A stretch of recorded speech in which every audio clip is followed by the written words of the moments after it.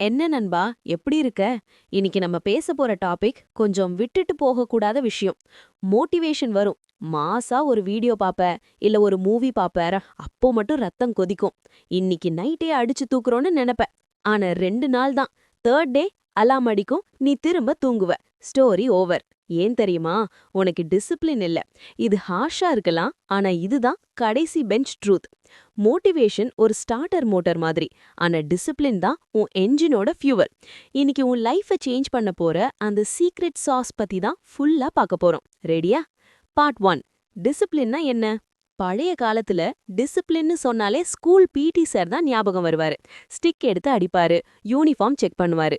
அது டிசிப்ளின் கிடையாது நண்பா, அது கண்ட்ரோல். ரியல் டிசிப்ளின்னா என்ன தெரியுமா? உனக்கு மூட் இருந்தாலும் இல்லாட்டியும் அந்த வேலையை முடிக்கிறது.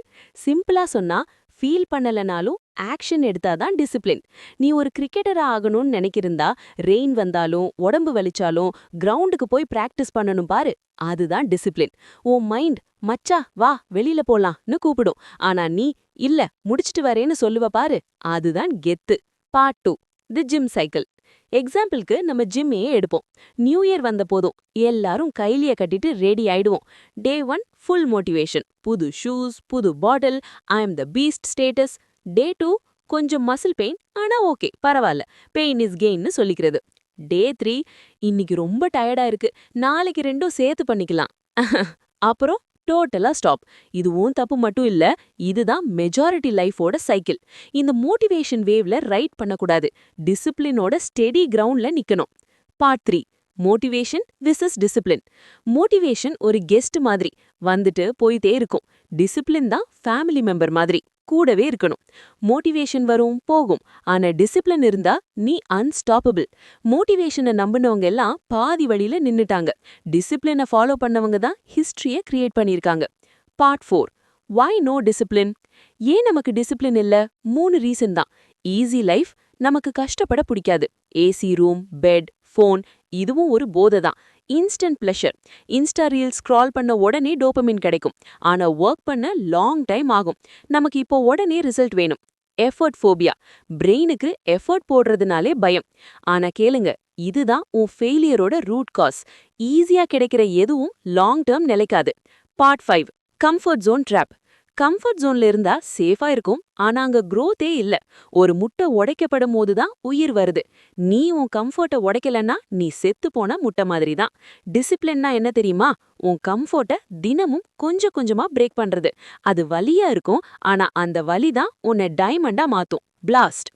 பார்ட் 6. Small habits power. பெரிய சேஞ்ச் வேணுமா? டைரக்டா 10 hours ஒர்க் பண்ண ட்ரை பண்ணாத, ஃபெயில் ஆயிடுவ. Start small. Daily 10 minutes reading, daily 10 pushups, daily 10 minutes உன் கெரியர் பத்தி ரிசர்ச். இந்த சின்ன விஷயம்தான் உன்னை காம்பவுண்டிங் எஃபெக்ட்ல வேற லெவலுக்கு கூட்டிட்டு போகும். ராக்கெட் லான்ச் ஆகும்போது முதல்ல சின்ன ஸ்பார்க் தான் வரும், அப்புறம் தான் ஃபயர்.